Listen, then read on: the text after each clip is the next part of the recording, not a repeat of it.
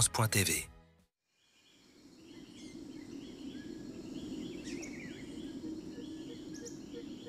Quand j'étais enfant, je ne savais pas ce qu'était l'orpaillage. Je ne connaissais pas la forêt. Je ne savais pas ce qu'était un fleuve.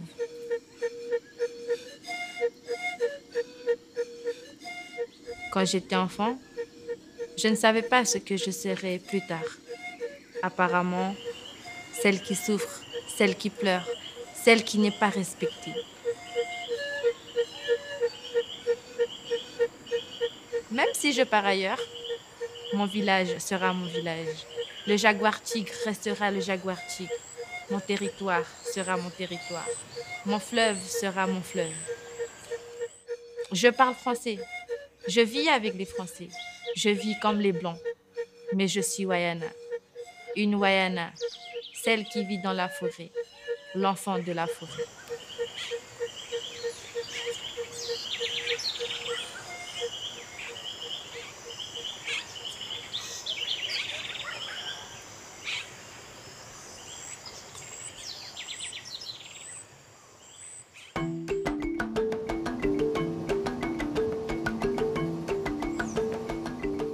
En remontant le fleuve Maroni, à l'ouest de la Guyane française, on pénètre la grande forêt amazonienne, une des dernières forêts primaires de notre planète.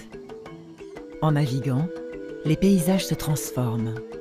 Le fleuve, large et puissant à l'embouchure, finit par se faufiler à travers la végétation et les roches.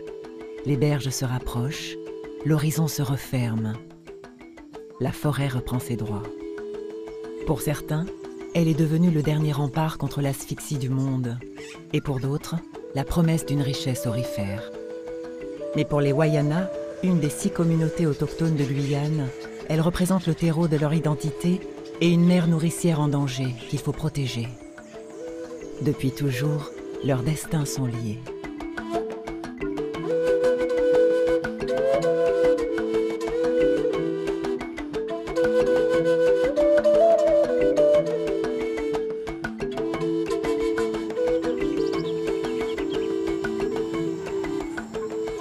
Je suis né ici et à peine 30 ans maintenant que ce village existe. On n'était que 15 personnes à 20 personnes ici avant. Maintenant on se retrouve avec 300 personnes, c'est énorme. Et c'est un nouveau village, hein, mais avec les gens qui sont venus de l'extérieur, qui vivaient dans d'autres villages ou voire même dans d'autres pays. Avec la guerre civile du Suriname, ils sont tous revenus ici, quoi. Et là, ça a complètement changé la vision du village, même l'avenir du village.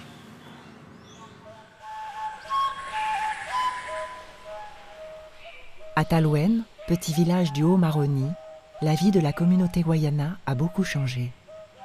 Autrefois isolée sur le fleuve, elle est aujourd'hui en prise directe avec la modernité. Il n'y a pas si longtemps, ce peuple était semi-nomade. Il s'est maintenant fixé au bord du fleuve. Ce nouveau mode de vie a bouleversé leur rapport à la forêt et au fleuve, qui continue de représenter tout pour eux.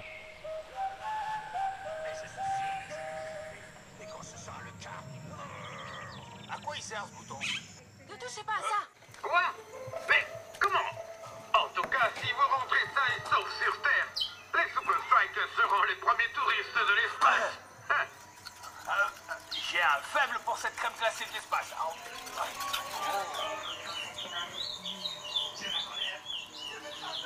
Bonne interception, Tiger.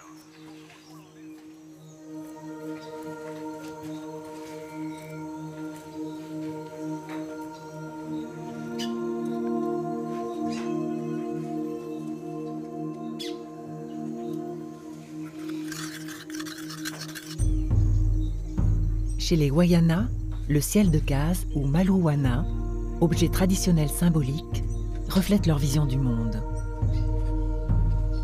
Les légendes sont mises en scène et les hommes y côtoient les animaux mythiques.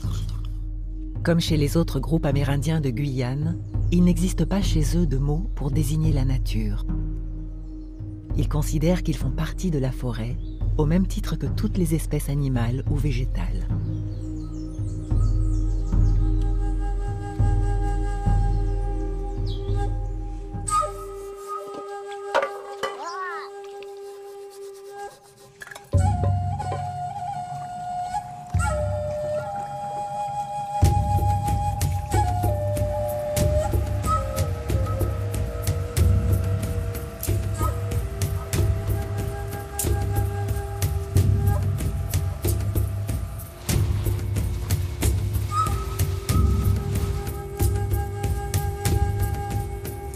l'idée des Wayana est très claire. Hein. Ce n'est pas les hommes qui sont maîtres de l'environnement, c'est comme ça qu'on dit chez nous. Nous, on dépend de l'environnement. S'il n'y a pas d'environnement, on meurt tout de suite. Hein. C'est pour ça qu'on se méfie beaucoup et on veut vraiment que la forêt soit intacte pour survivre.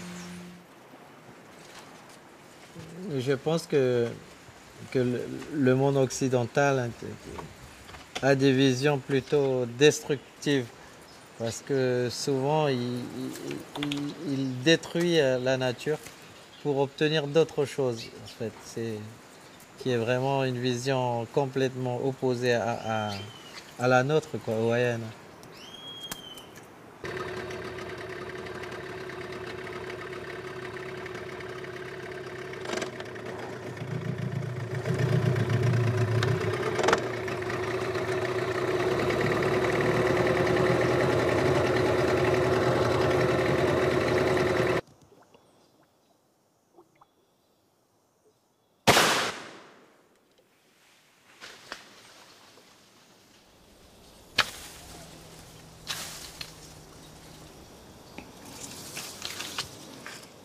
Là, c'était un iguane que j'ai peut-être tué ou pas. Hein.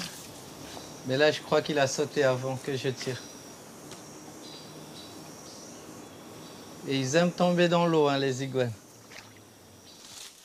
En ce moment, c'est la saison. Quand les feuilles sont bien vertes, c'est ça qu'ils mangent, en fait. Ils mangent les feuilles. C'est très rare, hein, les gibiers, maintenant. Il y a trop de chasseurs. Après, il y a les orpailleurs aussi qui chassent beaucoup. Raté, hein, il est parti.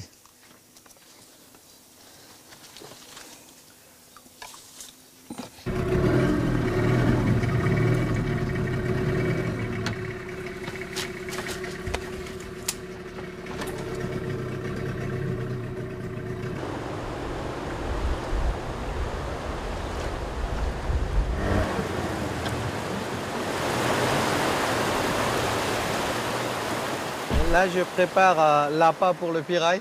C'est un poisson carnassier que les gens aiment bien ici. Hein. Il faut trouver les coins où il y en a plus. Mais après, ça dépend quoi, des lieux là où on va. Parce qu'ils ne sont pas partout. Hein. Comme il y a trop de pêcheurs, ils ont peur aussi. Attends, je vais régler la pirogue. Là.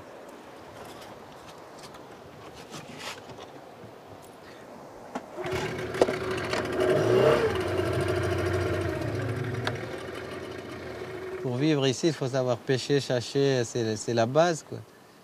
Beaucoup de parents, même des mères ou même des gens en général, préfèrent travailler pour gagner un peu. Donc ils vont travailler, ils font des jobs, ils font à droite, à gauche. Et maintenant, ils n'ont pas vraiment de temps, effectivement, de montrer justement les choses traditionnelles à la nouvelle génération.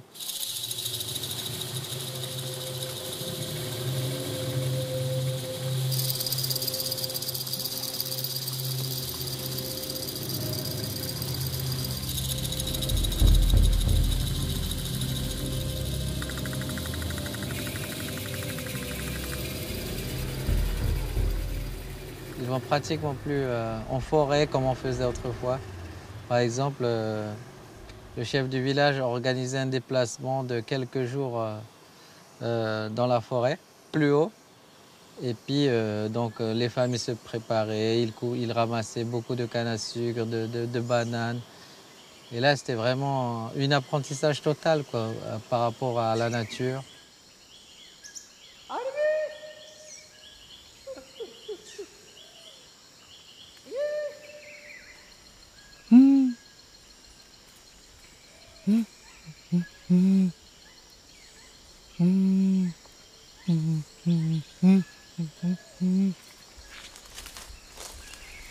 Le chemin qu'on emprunte, il fait à peu près, je sais pas, 10 km, 15 km en forêt profonde. Et ça, c'était les chemins de mon grand-père, tous mes grands-pères qui chassaient là, mes oncles, tout ça. Donc ce sont des léons de chasse qui vont très très loin.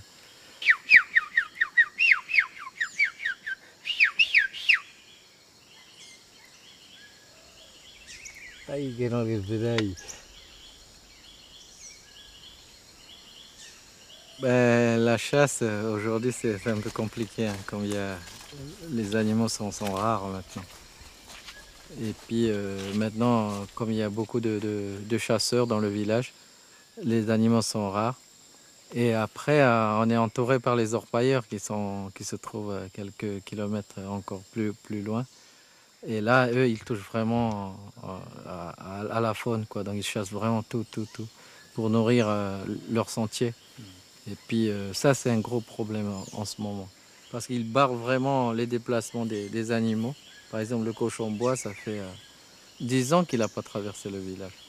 Donc ils sont bloqués quelque part par les orpailleurs, les chasseurs orpailleurs.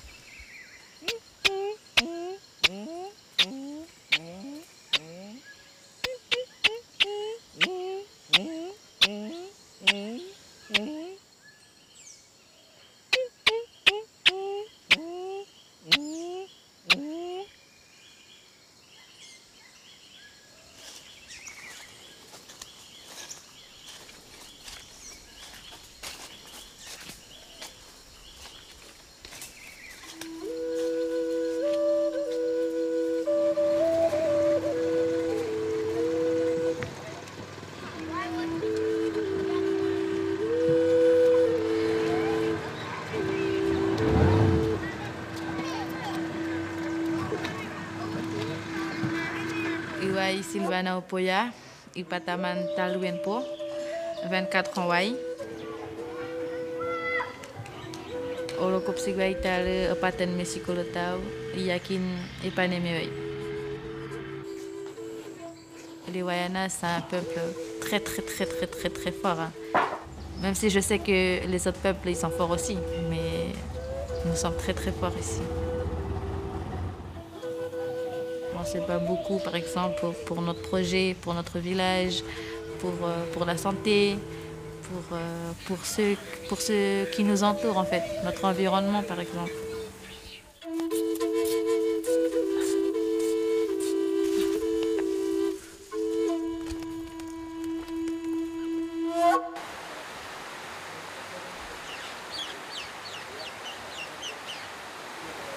Moi, je suis une vraie guerrière. Hein. J'ai envie d'être un jour directrice, par exemple, de l'école. Ça, c'est mon combat. J'espère que je vais réussir vraiment. Et pourquoi pas un jour être chef du village. Ça, c'est clair que j'ai envie d'être.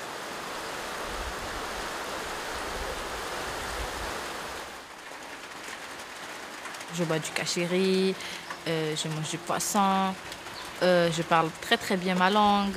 Je n'ai pas honte de parler ma langue devant d'autres communautés.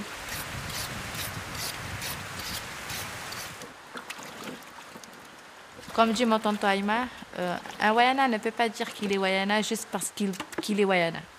Parce qu'il a la peau Wayana. Mon tonton dit, c'est pas ça un Wayana. Un Wayana, il sait parler la langue.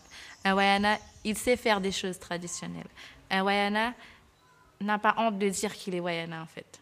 C'est pour ça qu'il dit, c'est ça, être Wayana. Un Wayana ne peut pas dire je suis Wayana juste parce qu'il est Wayana.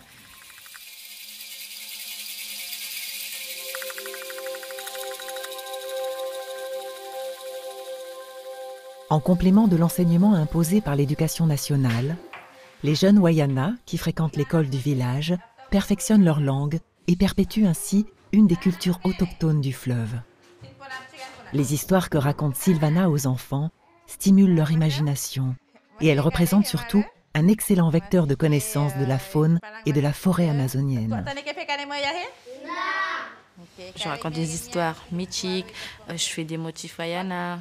Voilà, j'enseigne ma culture, j'enseigne les matières dans ma langue en fait. Mais je le fais en Wayana et j'inclus aussi ma culture en fait dans le programme.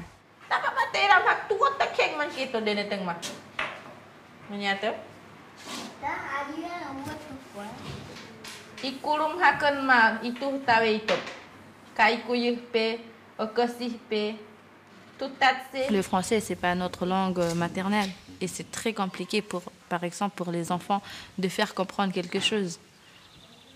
Et c'est pour ça, parfois, on se voit avec les collègues et je me dis, tu travailles quelle notion avec eux aujourd'hui? Si ils ne comprennent pas, il faut peut-être que je fasse la notion avec eux. Et j'ai l'impression qu'ils ont tendance à mieux comprendre, en fait, en Wayana.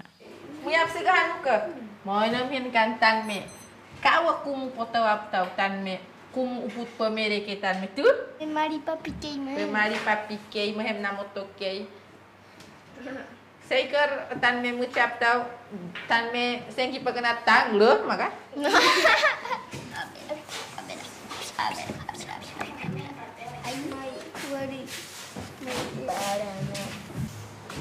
Les Wayana, ils ont complètement perdu leur culture, hein. Vraiment perdu leur culture. On est là, c'est déjà ça. Moi, je dis, dès que la langue existera, je pense qu'on pourra dire que nous sommes encore des Wayana.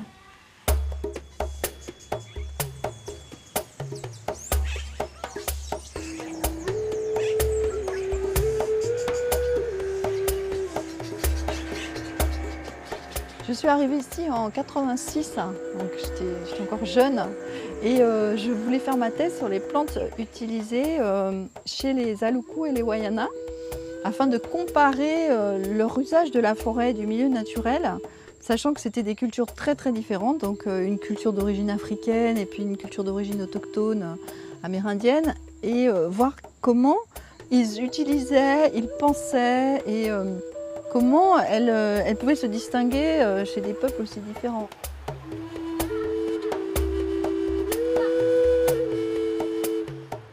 Sur le fleuve, les communautés amérindiennes et bushinangés cohabitent avec leur propre perception de la nature. Chez les uns comme chez les autres, le constat est identique. Cette relation, autrefois si forte, s'est progressivement perdue. Sur le village d'Antekumpata, un peu plus haut sur le fleuve, certains anciens ont décidé de créer l'école Wayana et ainsi de permettre aux jeunes qui le désirent de réapprendre certains gestes oubliés. Waouh! Tu fais beau travail, hein? C'est super! Quand on fait une pièce artisanale, par exemple, on peut voir un bel objet. Mais en fait, derrière cet objet, il y a tout un ensemble de connaissances qui sont mises en jeu. Donc, en fait, quand on transmet cette connaissance autour des savoirs traditionnels, autour de cet artisanat, c'est aussi toute cette connaissance et ce rapport à la nature qui est transmis. Bonjour, ça va? Bonjour Barbou, bonjour Mata, Tara. Donc il y a effectivement la connaissance des motifs, mais pas que. Par exemple, pour faire une pièce de vannerie, parfois il faut une dizaine de composés différents qu'on va aller chercher dans la forêt. Des lianes, de l'arouma, mais aussi ça peut être aussi des morceaux de bambou, un morceau de carapace de tortue, etc. Enfin, il y a certaines plumes, il y a certains... Donc en fait, tous ces petits éléments-là qui vont être utiles à la fabrication de cette pièce, pour aller les chercher dans la nature, il faut la connaître, cette nature, il faut la pratiquer.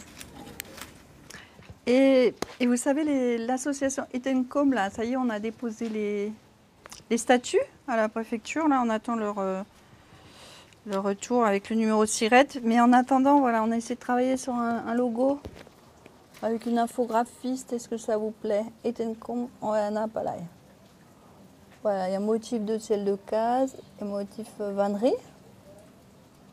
Comme ça, on pourra faire des petits autocollants et on va coller ça sur les objets que vous fabriquez, que vous vendez, pour bien prouver que c'est fait par des Wayana ou des Apalai et c'est pas des copies. Imaginez qu'on ne sache plus faire des perles, qu'on ne sache plus faire de la vannerie ou des ciels de case, c'est plus un Wayana. On peut dire qu'on est des Français, mais Français, pas des Français Wayana. Pourtant, le danger qu'ils perdent leur culture est bien réel. Et cela risque d'avoir des conséquences sur les liens des peuples autochtones avec leur forêt. Les Wayana vivent sans doute un tournant dans leur histoire. Et toutes générations confondues, ils en ont conscience. C'est très rare que tu vas jeune partir à la chasse, par exemple, maintenant. Parce qu'on achète beaucoup. tu vas rarement voir... enfin, c'est pas rarement, tu vas du tout jamais voir un jeune en train de pêcher, par exemple. Ça, c'est très dommage. L'éloignement précoce des enfants de leur village et de leur famille pour aller au collège est la raison principale de ce changement. Le temps de la scolarité remplace alors celui de la tradition. La transmission des savoirs en observant les parents n'opère plus. Quand on reste sur le littoral, on étudie, on n'est pas vraiment focalisé sur notre village, on est plutôt focalisé sur nos études. C'est pour ça que petit à petit, on commence à perdre notre tradition en fait. Et c'est la vérité en plus, on va perdre notre tradition petit à petit. Hein. Je ne sais pas faire grand-chose en fait. Je ne sais pas faire grand-chose, non, c'est vrai. Je ne sais pas faire du cachéri par exemple. Du coup, je suis obligée de demander à ma mère. Il y a ma maman qui m'aide tout le temps. Mais toute seule, je ne pourrais pas. Quel que soit ce que les anciens faisaient avant, nous, notre génération, là maintenant, moi personnellement, c'est mon point de vue, je ne sais pas faire.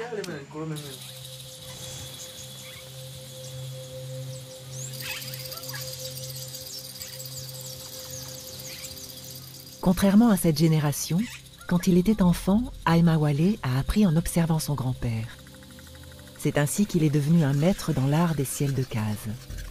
Souvent, il l'a vu partir en forêt, prélever le bois, puis s'asseoir durant des heures pour dessiner et mettre en couleur ses motifs chargés de toute la culture wayana.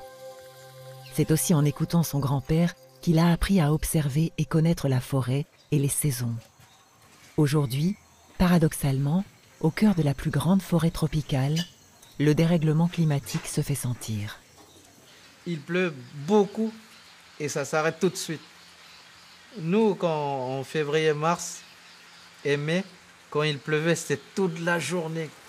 Et mon grand-père n'avait pas le temps d'aller à la pêche, à la chasse, mais tellement il pleuvait, 24 heures sur 24.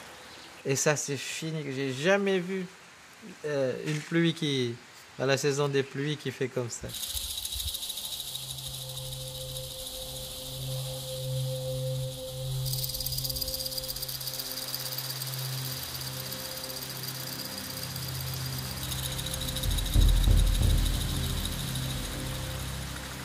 Maintenant, c'est des pluies un peu brutales, quoi. Il pleut très fort et ça s'arrête tout de suite. Ça m'inquiète parce que il faut qu'on s'adapte. Les pastèques ne poussent plus bien maintenant, les maïs non plus. Et là, en ce moment, la rivière est haut, quoi, alors qu'il devrait être bas. Je pense que la saison s'est décalée un peu. Et c'est compliqué pour nous, quoi. On est revenu en arrière de 3 mois. L'ensemble des ressources que les Wayana tirent de leur environnement naturel se raréfie. La communauté doit réapprendre de nouvelles règles qu'imposent désormais le dérèglement climatique et la surexploitation de leur milieu.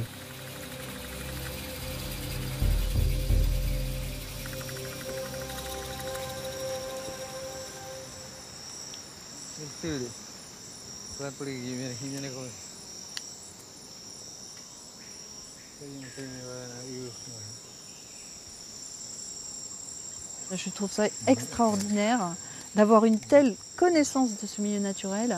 Mais c'est quelque chose qui me fascine totalement. C'est-à-dire que les seules personnes qui sont capables de survivre en forêt, ce sont eux, quoi. À partir de rien, ils font tout. C'est-à-dire qu'en fait, ils sont en forêt, ils peuvent faire une maison, ils peuvent faire un canoë, ils peuvent trouver à manger, ils peuvent se soigner. Enfin, pour moi, c'est ça, être un homme, quoi. C'est extraordinaire. Nous, on est des dégénérés, quelque part.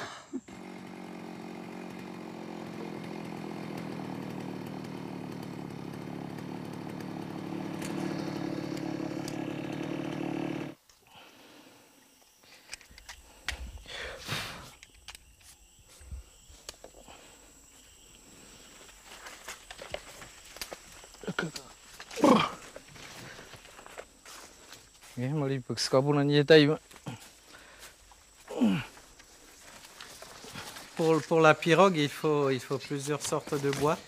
Donc nous, pour la pirogue, on utilise nous on appelle ça cèdre, angélique également. Et plutôt pour le devant, c'est l'arbre qu'on a pris. Donc ça, je ne sais pas comment on appelle en français. Mais nous, on appelle etekere. Donc c'est un arbre qui est très dur. Et pour l'avant de la pirogue et même pour l'arrière de la pirogue, on utilise beaucoup.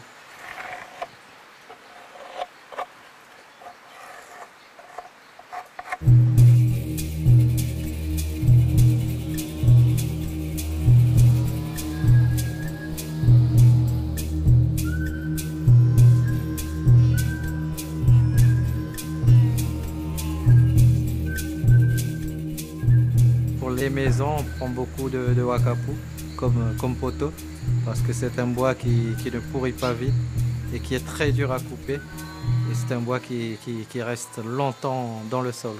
On utilise du bois aussi pour d'autres choses. Par exemple pour les plantes pharmacopées souvent. Mais là, on utilise plutôt les feuilles, les écorces et même des fois, on gratte un peu dans le tronc.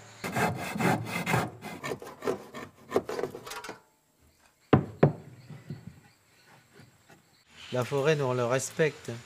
On dit que tous les arbres, par exemple, toutes les plantes ont une âme. Et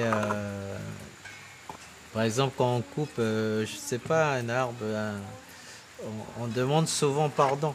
On dit souvent pardon. Mais comme ça, le mauvais esprit ne retourne pas contre la personne.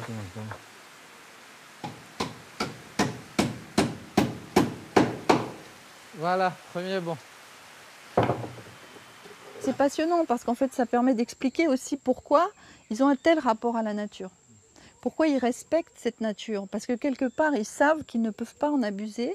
Et donc, le rôle, la place en fait de l'homme, elle est faible, ils sont humbles face à la nature. Ils savent que eux, finalement, ils font partie de cette nature au même titre que les autres éléments. Mais ils ne peuvent pas se permettre de la dominer. Parce que ce sont les esprits qui dominent la nature et pas l'inverse. Et je pense qu'on a beaucoup de choses à apprendre de cette philosophie.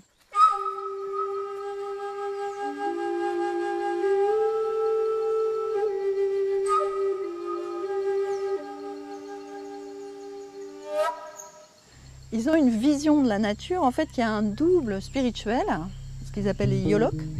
Et en fait, tout ce dans quoi on évolue, nous, c'est le monde des apparences. Et donc le seul qui est capable de faire le lien entre les humains, la condition humaine, matérielle, etc.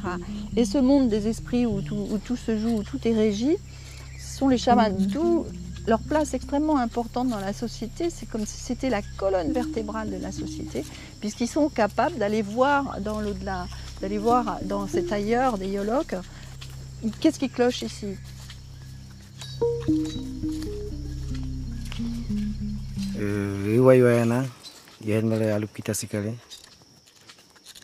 Et je suis le fils de chaman. Du coup, je prends le relais de mon père.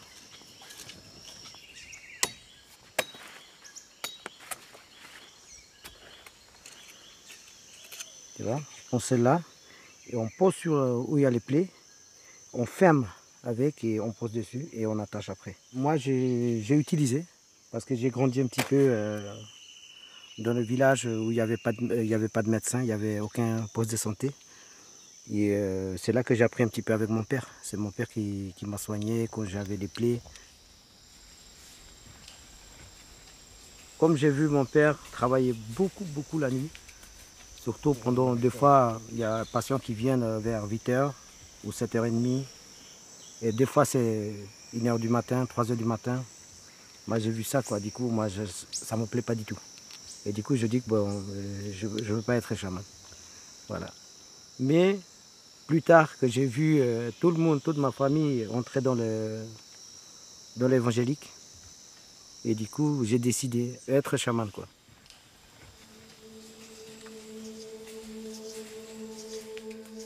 Malgré quelques rares exceptions, les chamans disparaissent peu à peu du paysage amérindien et leur savoir avec eux. Les religions ont petit à petit gagné du terrain sur les croyances animistes et la philosophie de ces peuples autochtones. Ce bouleversement s'est opéré en silence, par la pression des missionnaires et plus globalement par celle de la société occidentale qui imprègne peu à peu les villages de l'intérieur.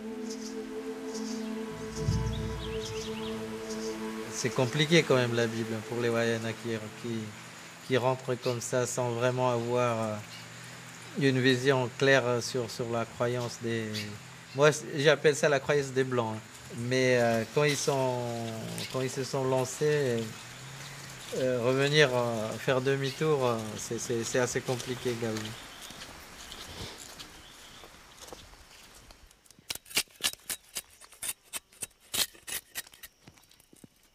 En fait, nous, on appelle ça aussi épite.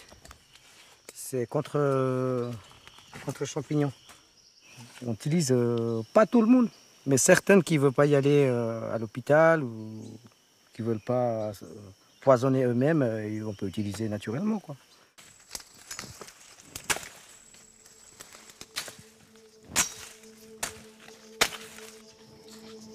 Quand les maladies des Blancs menacent les villages, les Wayana font appel à leur connaissance des plantes et de la forêt. Dès que le Covid-19 a fait son apparition sur le Maroni, certains se sont isolés, répétant une pratique qui a permis à leurs ancêtres de survivre à l'époque des premiers contacts avec les Blancs et aux épidémies mortelles qui ont suivi. Les chamans ont cherché dans la forêt pharmacie des remèdes et testé beaucoup de plantes, partout sur le fleuve. Ils ont échangé leurs expériences de village en village. Et c'est dans la communauté d'Elaé qu'ils ont finalement découvert un arbre dont l'écorce semble atténuer les effets de la maladie. Et même, je l'ai eu, hein, le Covid-19, je l'ai eu, mais pas forcément très très fort. Je suis venue en mission avec le Grand Conseil coutumier ici au mois d'août et quasiment tout le monde avait eu le Covid. Et ils ont dit, vous voyez, nous on est plus fort que le Covid. Le Covid ne nous a pas tués, nous on a le remède de la forêt, on a réussi à se soigner avec nos remèdes de la forêt. Et en fait, ça leur a redonné confiance dans leur propre remède. On peut couper un petit morceau, sinon on coupe 3 pour mettre, je sais pas, 1 litre ou 2 litres d'eau et bouillir. Et après on boive ça, et matin, midi et soir. Même si on n'a pas été touché par le Covid-19, et on buvait quand même. Là, on connaît, ça peut l'aider. Puisque finalement, bon, au niveau de la médecine, la biomédecine, il n'y avait pas vraiment de médicaments. Et eux, ils estiment qu'ils ont réussi à survivre, donc ils sont plus forts que le Covid. Les gens d'ici ont beaucoup pris sur cet arbre. Ben, ça, c'est le premier qu'on voit. Peut-être il y en a d'autres plus loin. Mais en tout cas, ils ont bien pris l'écorce là. Téléphone pour lui, tout.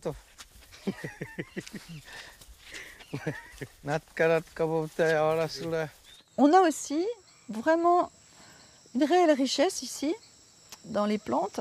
Moi, je pense que l'avenir, justement, de ces connaissances, ça serait peut-être le phytomédicament, c'est-à-dire savoir les utiliser.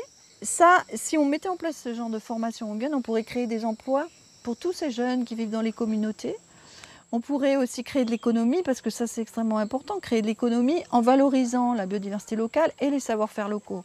Et en même temps, on permettrait aux Guyanais de se soigner au naturel, de manière sécurisée.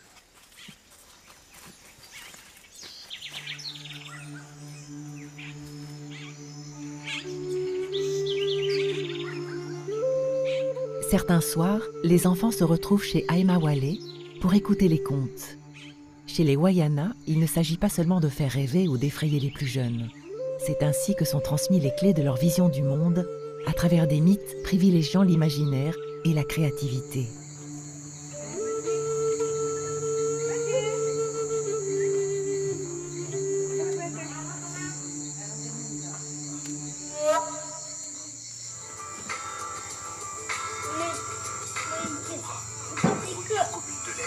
Là, on va raconter des histoires, mais on a l'impression qu'ils sont plus intéressés par le portable, en fait.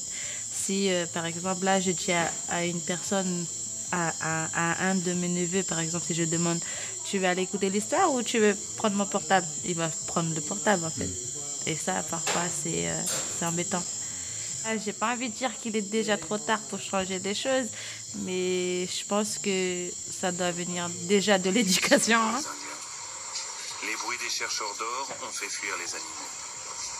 Les Wayana ne peuvent même plus vendre le produit de leur chasse pour gagner un peu d'argent. Même la forêt se vide de ses habitants. Mon cousin qui est là, le fils de mon tonton, ben, peut-être il a jamais connu mon grand-père, qui est d'ailleurs dans le documentaire. Et je pense que les enfants voient nos grands-pères à travers les écrans. Tout ça, même moi, ça m'a fait beaucoup plaisir de le revoir. J'avais complètement oublié ce documentaire. Et là, le fait de le voir, je dis, ah ouais, c'est grand-père. Je me souviens de son visage, de sa maison qui était là.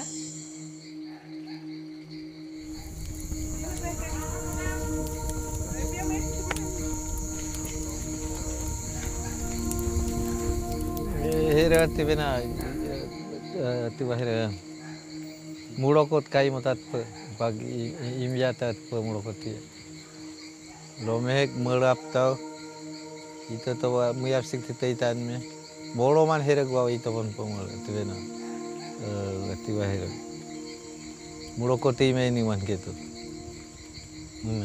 Beglare maluana mirikun me mulokoti me man gitu. Mulainya makan atau dina le kana wayak teh tane phe utana mulainya ya. Adikin mau tiga ini lo. Bagi puyai tiga itan menen ham makpal tiga. Tane ime apta tiga aire makpal kata pek mulokoti me mungkin. Bagi ya udah tete atau kulai nol tete tonam mah polo tete tapi mah tete. Baske tiga yang hen tiga ini lo mama hemala area itu na mana tu na hebat tu. Boleh mu yakap sudah miyete putar pehemoi. Ibete poha meri ine penu tamah tapai poves hakpa kai miata tram.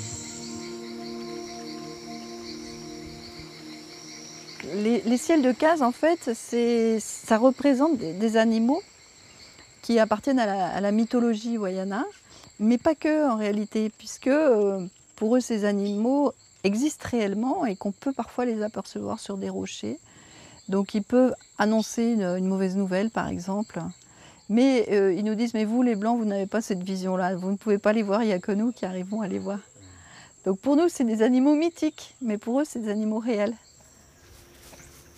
Même si la tradition orale est encore vivante et que les enfants continuent à écouter les légendes peuplées d'animaux mythiques, ils ne craignent plus vraiment les mauvais esprits. Avant, quand une personne mourait, ben, on avait peur. On se disait que la nuit, son esprit se promènerait sûrement dans le village, qu'il viendrait nous visiter. Maintenant, non. Même moi, quand il y a un mort, j'ai pas peur. Il y a même ceux qui disent, quand je le vois, moi je l'attrape, hein, moi je fais ceci, moi je fais cela, il va rien me faire. C'est plus comparable qu'à l'autre époque, en fait. Mais d'autres monstres invisibles et tout aussi menaçants commencent à peupler l'imaginaire collectif wayana. Ils se cachent dans la forêt, ils pénètrent les esprits de plus en plus profondément et s'approchent toujours plus près du village.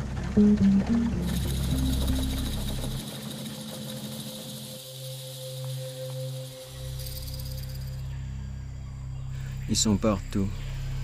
Ils ont beaucoup des yeux. La nuit, ils ne dorment pas. Le jour aussi. Même chez les Indiens, ils sont là. En femmes, en hommes, aux enfants aussi. Dès qu'il y a les mouvements des militaires ou des gendarmes, c'est tout de suite localisé. Il y a des sonnettes partout. Comme tout à l'heure, il y avait un mouvement. Ils savent qu'on est ici en train de filmer. Peut-être ils sont là, dans la forêt, dans les bois, mais ils sont là. Ils sont pires que les djihadistes. Et ça fait peur. Ah, c'est un lac... c'est un grand lac qu'ils ont fait. Un lac synthétique. Méfiez-vous des raptors.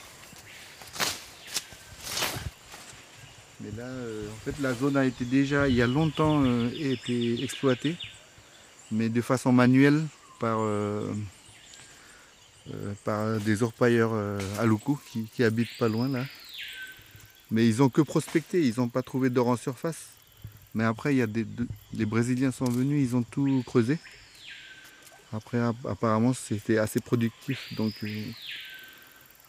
pendant 2 ou 3 ans, hein, ça a fonctionné tout le temps, quoi.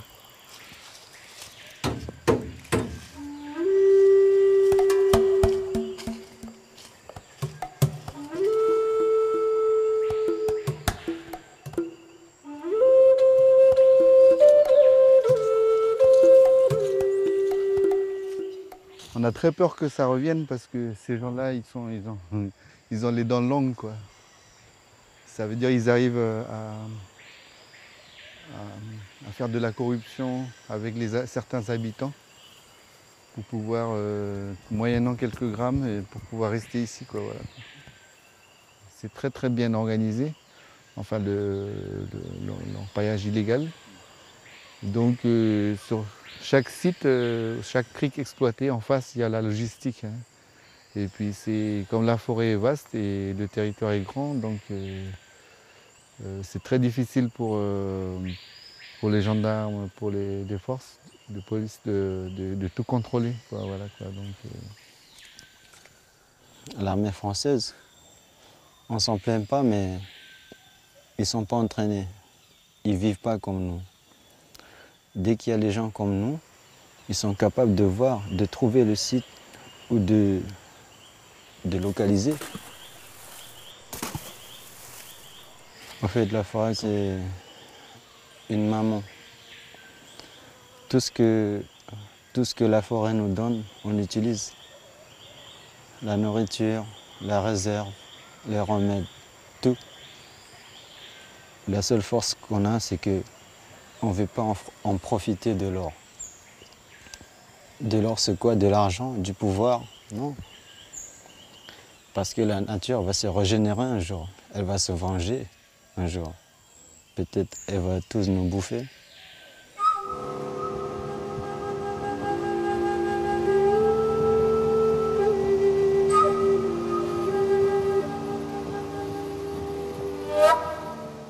Quand on voit tout le long du fleuve, tout le nombre de trafic, les Chinois qui s'installent, tout l'argent gagné, enfin dépensé par les clandestins pour se réapprovisionner par exemple, et puis pour aller piller notre territoire.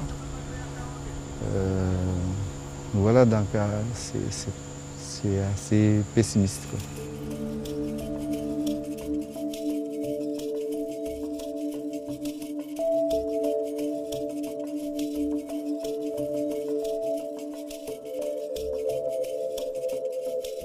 La question de l'orpaillage clandestin, c'est un véritable scandale, hein. Un scandale à tous les niveaux, un scandale sanitaire, un scandale social, c'est terrible. J'ai l'impression à chaque fois que je viens, c'est de pire en pire. C'est-à-dire que les orpailleurs illégaux, ils sont de plus en plus à l'aise. On a l'impression qu'ils sont chez eux. Bientôt, ils sont plus nombreux dans la forêt que les Amérindiens, il ne faut pas oublier ça, hein. Donc qui est chez qui, on ne sait plus. Et c'est vrai que les Amérindiens, ils se sentent quand même menacés physiquement, hein, parce qu'il y a la pollution. Il y a la pollution des rivières, il y a le fait qu'eux, ils se lavent dans l'eau de la rivière. Normalement, ils boivent l'eau de la rivière. Plus maintenant, il y a de l'eau potable. Mais ils pêchent les poissons de la rivière. Donc, ils vivent de la nature et ils savent qu'en même temps, ils s'empoisonnent à cause de cette pollution au mercure. Donc, c'est très compliqué de continuer à vivre dans la nature tout en sachant qu'on s'empoisonne.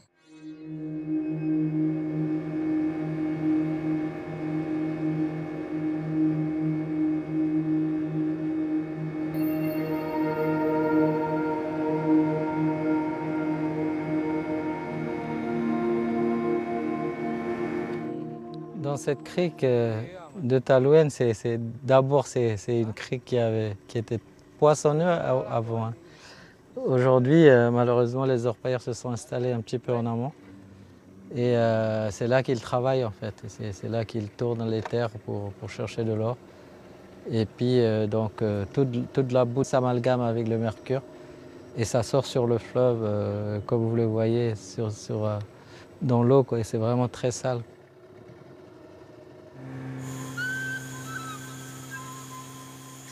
Les Wayana le savent. Le fleuve au cœur de la vie amérindienne, celui qui permet les déplacements à travers la forêt, le lieu où l'on pêche, où l'on boit, où on se lave, où on se retrouve chaque soir et chaque matin, ce fleuve est désormais synonyme de poison. Ligna, la sœur d'Aïma Wale, tente de mobiliser les autres mères du village et les sensibilise à la pollution au mercure. Mais comment sortir de cette spirale quand les autorités sanitaires vous déconseillent de consommer les poissons carnassiers au bout de la chaîne alimentaire sur le fleuve? Si moi je vois le poisson contaminé, si je n'ai pas d'argent, je prends le poisson qui est contaminé. Tu vois, obligé, je mange. Je ne meurs pas tout de suite, mais comme d'habitude, ça me donne un peu malade, quoi. Après, pas tout de suite, mais après. Ce sont des chercheurs d'or. Hein. Ils ont tout détruit. Et le monsieur qui tenait la bâtie là, il est parti au fond. Tu vois, il ne pouvait plus rester ici parce qu'il y avait beaucoup de vols. Aussi, il prenait les bananes, tout ça, tu vois. Et le monsieur, carrément, il est viré. Il est parti en face de El Hae. Le village de Talouenne se trouve pourtant sur un territoire protégé, le parc amazonien de Guyane, créé en 2007, le plus grand parc national de France, qui a une double vocation. Celle de valoriser la richesse des patrimoines culturels des populations et celle de protéger le massif forestier et sa biodiversité exceptionnelle. Le parc, c'est quand même une réserve naturelle, quoi. C'est là qu'on pensait comment dire, de ne pas toucher à la flore, aux faunes, etc. etc. Malheureusement, c'est complètement l'inverse qui se produit. Et le parc, je pense qu'ils sont dépassés, là, ils ne savent plus quoi faire. Là, on n'attend que l'autorité préfectorale, l'autorité de l'État directement pour qu'ils fassent quelque chose, quoi, pour ce morceau de territoire, quoi.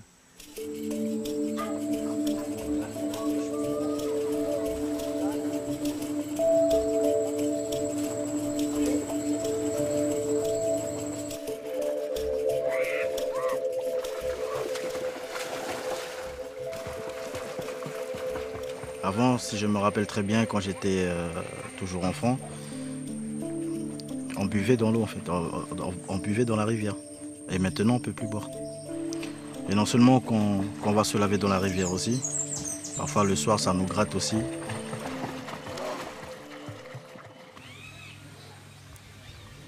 J'ai juste envie de dire, ça suffit pour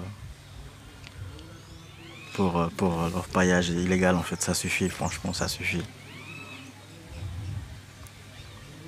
Ça m'attriste de voir mon village comme ça, mon côté, la Guyane.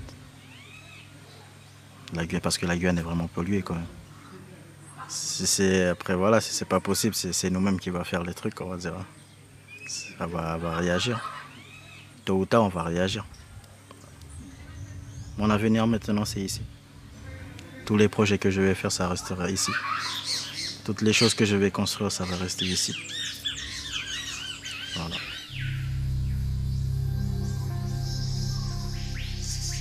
À travers les ciels de Case, les Wayana ont toujours mêlé deux temporalités. Celle de la mythologie, avec ses monstres et ses légendes, et celle de l'histoire de ce peuple, avec ses temps de guerre et ses temps de paix. La première temporalité accompagne la seconde, et elle est encore bien présente dans le vécu de cette communauté. Aujourd'hui, de nouveaux monstres commencent à prendre forme dans le réel et l'imaginaire collectif. Les luttes qui se préparent alimenteront peut-être de nouvelles légendes et de nouveaux mythes, vantant ainsi la résistance des enfants de la forêt sur le Haut-Maroni.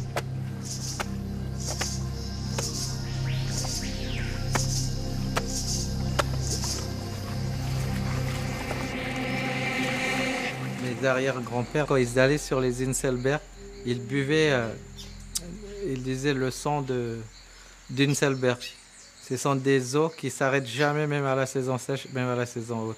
C'est vraiment les sources des fleuves très importants. Et c'est très rare en forêt. Et quand ils tombaient, quand ils voyaient cette espèce de cascade, ils buvaient ça. Pratiquement, c'est devenu comme un remède, quoi. C'est devenu comme une croyance. Mais en fait, c'était juste pour dire que la rivière ne meurt jamais. Et avec cet esprit-là, l'homme peut vivre aussi longtemps que la rivière.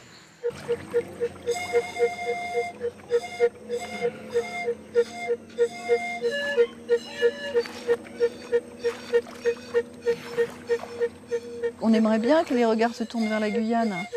Parce qu'en fait, quelque part, la Guyane, elle appartient au plateau amazonien. Et que si on a l'exemple à donner, bah, c'est bien en Guyane qu'il faut le donner. Donc effectivement, donnons les moyens de protéger les populations autochtones. Donc c'est quelque part, c'est une perle, c'est un patrimoine à sauvegarder. Patrimoine au niveau naturel, patrimoine au niveau culturel. Et c'est peut-être l'avenir de l'humanité aussi qui se joue là.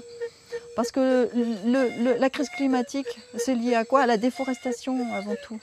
Et nous, on a un petit morceau de forêt amazonienne, préservons-le. Donc on a tout à gagner, à donner l'exemple, effectivement. Et après, on pourra donner des leçons aux autres.